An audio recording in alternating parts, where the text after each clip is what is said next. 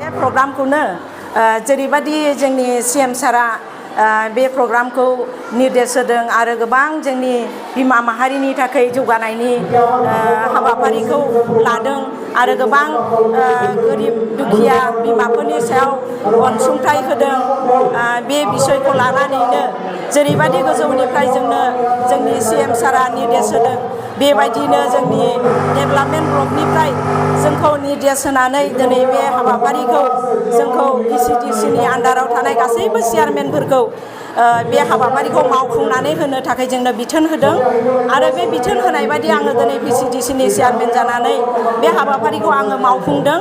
आरो बे हाबाफारिखौ मावफुंनायाव आंबो जोबोद गोजोननाय मोनदों। आङो खस्थ' सैनांब्लाबो एसे बिमाफोरनि थाखाय आङो खस्थ' लाफानानैबाबो आंनि एरियानि आंनि VCDC एरियायाव थानाय आंनि जेसेबां गामियाव बिमाफोरनि बिबाना आंनि सायाव गोग्लैदों बे गासैबो बेनिफिसारिफोरखौ लिंनानै आङो दिनै बे कमिउनिटि हलाव बे प्रग्रामखौ खुंदों आरो गोबां बिमाफ्रानो बेनिफिसारिफ्रा नुजाफैदों आरो गोजोननाय मोनदों आरो बे प्रग्रामाव बयबो लोगो लानानै आरो आंबो गोजोननाय मोनदों आरो जोङो दिनै बे प्रग्रामजोंनो जों बिमा माहारिया जौगागोन बे आसा आरो मिजिंखौनो दोननानै आङो दिनैनि बे बुंनायखौ आङो एसेयावनो दोनबाय। আজি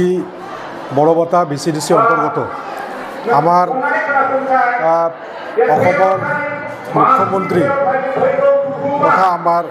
BTC প্রধান হাগ্ৰামা মহিলাৰীৰ নেতৃত্বত আজি যিমান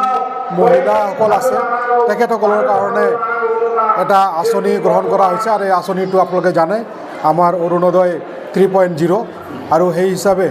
আজি আমি বড়বতা প্ৰাইমাৰী আৰু VCDC অন্তৰ্গত আজি ইয়াত যিমান মহিলাবিলাক আছে সেই মহিলাবিলাক ইয়াত একত্ৰিত হৈছে আৰু আজিৰ দিনত আমাৰ অসমৰ মুখ্যমন্ত্ৰী হিমন্ত বিশ্ব শৰ্মা দেৱে আজি এই অৰুণোদয় 3.0ৰ শুভাৰম্ভ কৰিব আৰু আমাৰ মহিলাসকলৰ যিমান দৰিদ্ৰতা আছে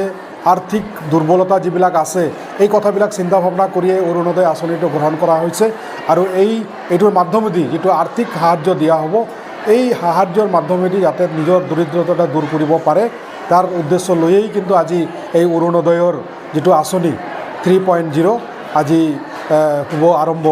কৰাৰ এই অনুষ্ঠানটো আমি অনুষ্ঠিত কৰিছোঁ।